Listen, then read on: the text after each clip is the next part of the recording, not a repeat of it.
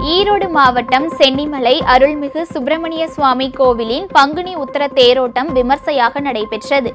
ஜவுளி மற்றும் போர்வைகளுக்கு பெயர் போன சென்னிமலையில் பிரசித்தி பெற்ற சுப்பிரமணிய சுவாமி கோவில் அமைந்துள்ளது. இந்த கோவிலில் ஆண்டுதோறும் நடைபெறும் பங்குனி உத்தர திருவிழா கொடியேற்றத்துடன் தொடங்கி நடைபெற்றது.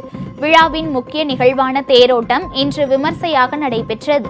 இதையொட்டி சிறப்பு பூஜைகள் நடைபெற்று வள்ளி தெய்வானையுடன் சுப்பிரமணியர் அலங்கரிக்கப்பட்ட தேரில் எழுந்தருளினார். ஆயிரக்கணக்கான பக்தர்கள் தேரை வடம் பிடித்து இழுத்தனர்.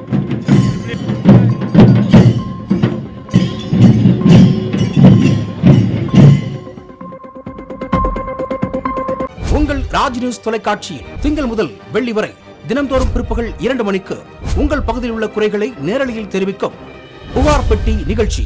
பங்கு பெறுங்கள், பயனடையுங்கள், காணத் தவறாதீர்கள்.